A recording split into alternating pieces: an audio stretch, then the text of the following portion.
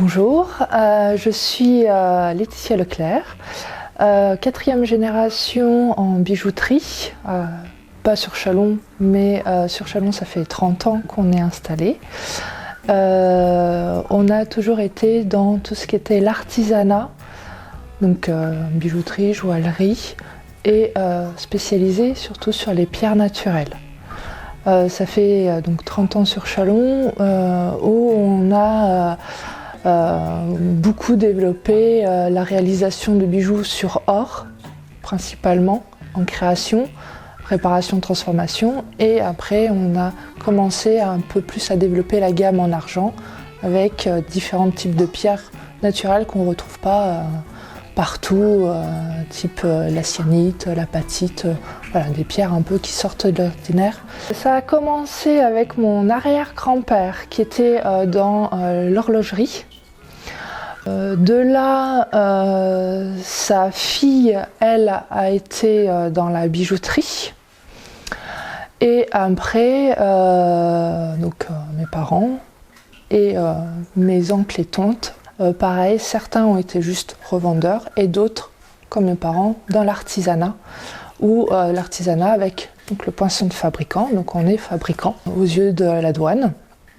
Et donc moi, j'ai repris toute cette historique-là. Alors mon rôle principal, le côté commerce, comptabilité, achat, beaucoup le lien avec le fournisseur, le client, les créations, surtout tout ce qui est enfilage, les réparations et le design. Voilà, le côté aussi décoration, tendance. Alors un fabricant en bijouterie, c'est celui qui va scie son bijou et avec des pierres. Donc déjà sélectionner ces pierres chez un gémologue, donc premier corps de métier.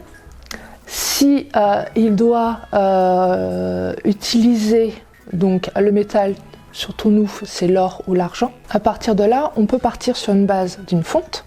Donc on va chez un fondeur, autre corps de métier.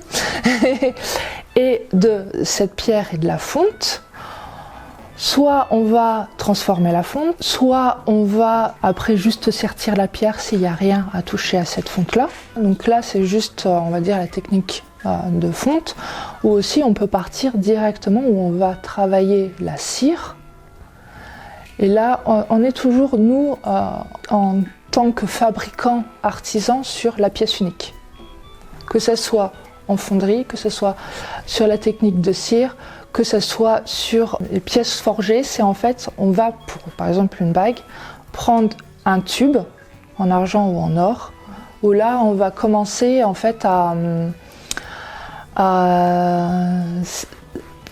travailler sur le tube ou à travailler sur la plaque pour pouvoir après réaliser le bijou. Et à partir de là, en fait, on est fabricant parce qu'on va poinçonner à la fin. Au-dessus de 30 grammes, ça va être pour l'argent à la tête de Minerve, et au-dessus de 3 grammes 20, là on est sur de l'or, poisson de la tête d'aigle. Pour la France, parce qu'il y a des poissons différents, on n'est pas fondeur, on n'est pas sertisseur, on n'est pas aussi graveur, parce que des fois on a besoin aussi des gravures, type pour les alliances. Dans le magasin, on trouve actuellement environ 120 sortes de pierres. Vous avez donc les pierres précieuses, donc le diamant, le rubis, le saphir, l'émeraude. Vous avez les pierres ornementales, tout ce qui est malachite, lapis-lazuli. Vous avez les pierres organiques, tout ce qui est corail, nacre. Tout ça, c'est une classification typiquement française.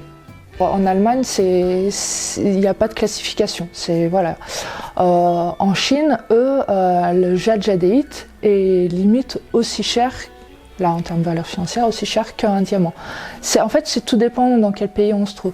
Les 120 sortes de pierres que vous pouvez retrouver au magasin, que ce soit bracelets, pendentifs, les galets ou les bijoux, et même les pierres non montées qu'on peut retrouver sur papier.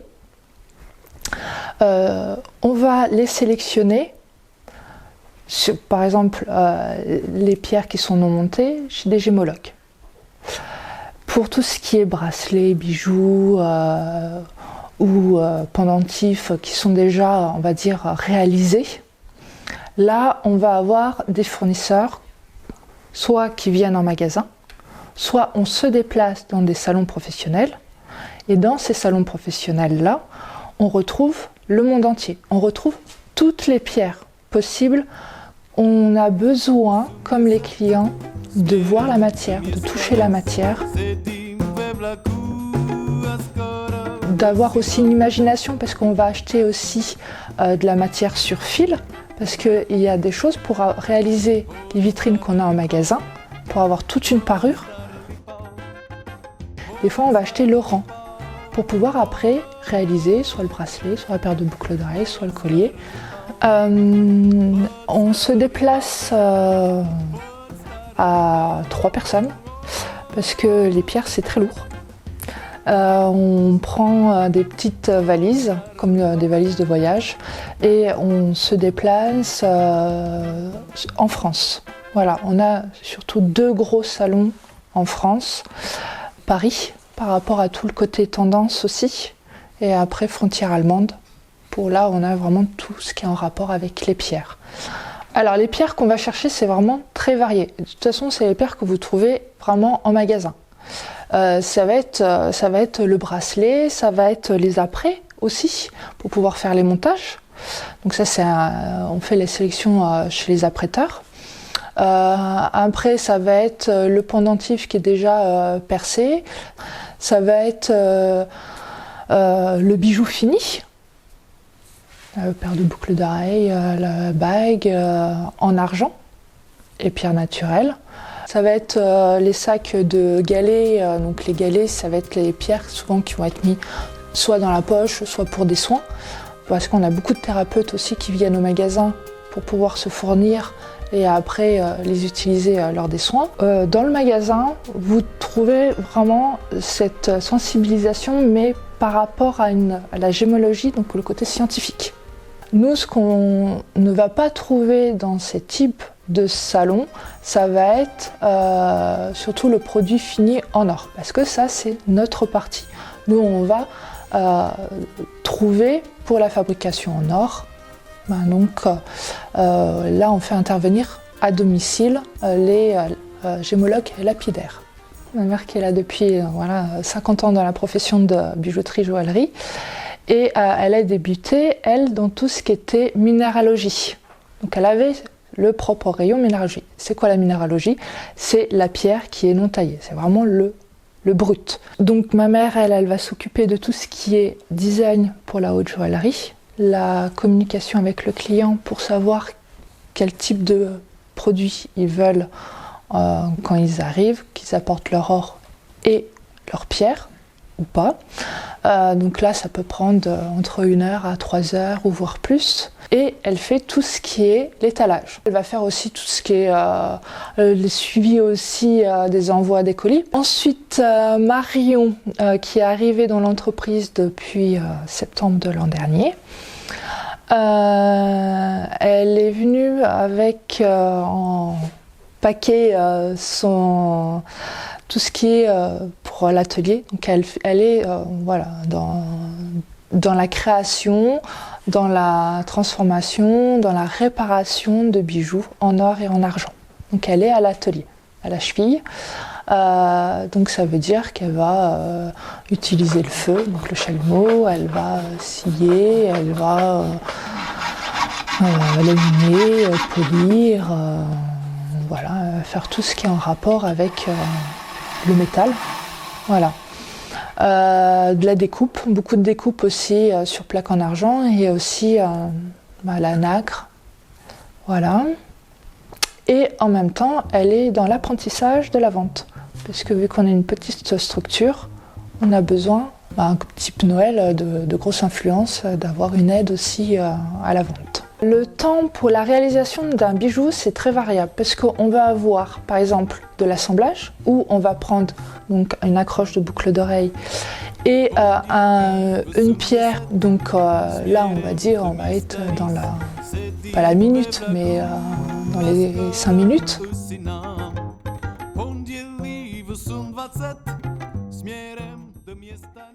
Pour tout ce qui est enfilage de bracelets, soit sur élastique, donc là c'est assez rapide, sur câble en acier un peu plus long parce qu'on a aussi la fermeture à mettre en place, ça va être assez rapide, on va être dans la demi-heure. Par contre après quand vous passez à l'établi, si c'est en rapport à une recherche d'époque, il faut de la documentation. Si c'est côté aussi technique, il faut aussi se documenter par rapport à la réalisation, la faisabilité. On est sur à peu près, pour la réalisation d'un bijou comme cela, on va être sur 3 heures, voire 3-4 jours. Na namnesti dodawy